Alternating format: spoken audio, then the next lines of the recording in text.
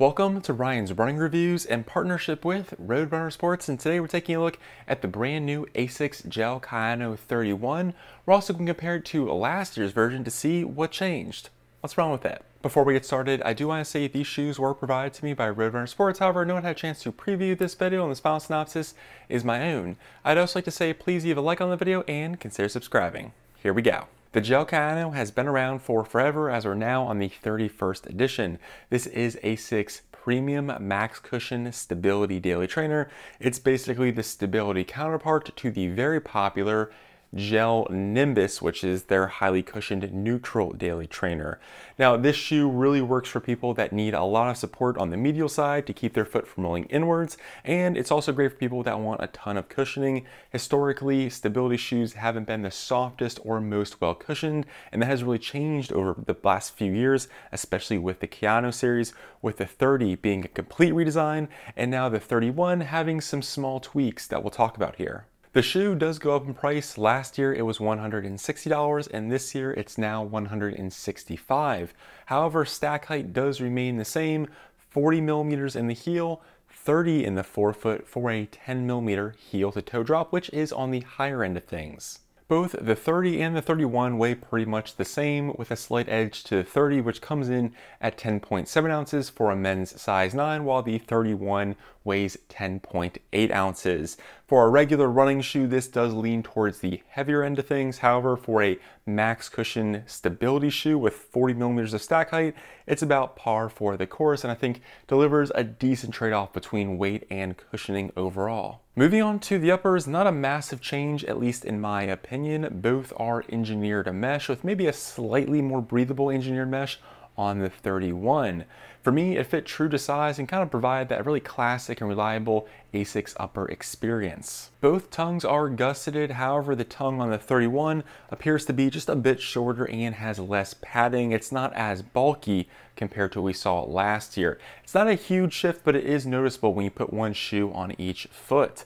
And then if we move towards the back of the shoe, it almost looks like they made the 31 look like the Nimbus. We kind of have this knit collar with a huge pull tab, and for me it's kind of nice to have. It's pretty stretchy, it's fairly elastic, which does help you get your foot into the shoe, where that does not exist on the 30. They both have a similar level of padding, which is what I think what really matters, so the experience wasn't that drastic overall, especially because the heel counters themselves have a similar level of rigidity, which is quite important on a stability shoe for these heel counters to be incredibly stiff to help keep your ankle from having any excess motion overall. And I think both the 30 and the 31 have a very similar experience. The only big difference really is the pull tab at the back. And now for the midsole, they're both fairly similar. I'll touch on the differences in a second, but just to give you an overview, they're both Flight Foam Blast Plus Eco with pure gel in the heel, so you have a bit of gel directly underneath your heel. I'll put a picture on the screen so you can see exactly what that looks like.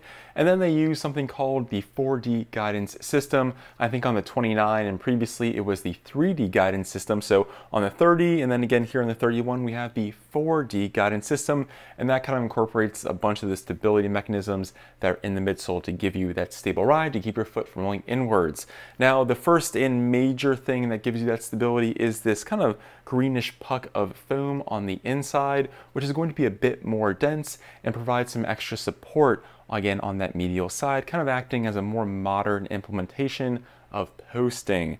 And then of course we have a really wide heel bevel for a large crash pad, an incredibly wide outsole, and then sculpting that is on the lateral side but not on the medial side, which allows for easier compression outward but not inward, again giving you just an extra layer of medial support.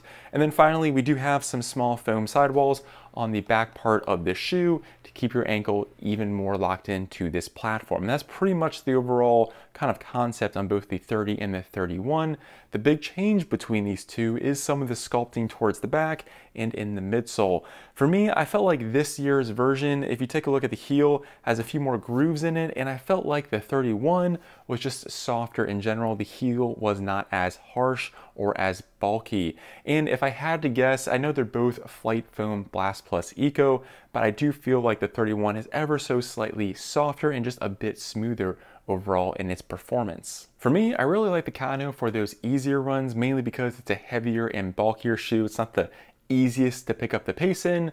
I also quite like it for recovery runs as well, mainly because you have 40 millimeters of stack height, just giving you a ton of cushioning, and the Flight Foam Blast Plus Eco is actually fairly soft for a stability shoe, which I do appreciate, and the stability mechanisms that I touched on before aren't overly intrusive. You do notice them, especially if you put the Nimbus on one foot and the Kayano on the other, but for me it wasn't a harsh stability experience like I have kind of had in previous stability options. Moving on to the outsoles, the traction patterns are nearly identical. There's some small changes towards the top, but the big change for me was the type of rubber that was used. On the 31, we now have hybrid ASICS grip, which was not the case last year on the 30. And for me, when putting one of these shoes on each foot, I could actually tell the difference. The new hybrid ASICS grip is grippier, just has a little bit of a softer feel to it in my opinion, and I do prefer it. I felt like I was able to kind of grip the ground just a bit better. Something else I forgot to mention with regard to the stability is we do have rubber through the midfoot, which does help stiffen up this platform even more. And I will say this is a very stiff and rigid shoe, which in combination with all those other stability mechanisms gives you a very well structured ride. Overall, this feels like a minor update with some small tweaks being made throughout the entire shoe. The tongue becomes slightly smaller. We now have a large stretchy heel pull tab. The heel bevel itself has a smoother feel, and the midsole foam, at least for me, feels slightly softer.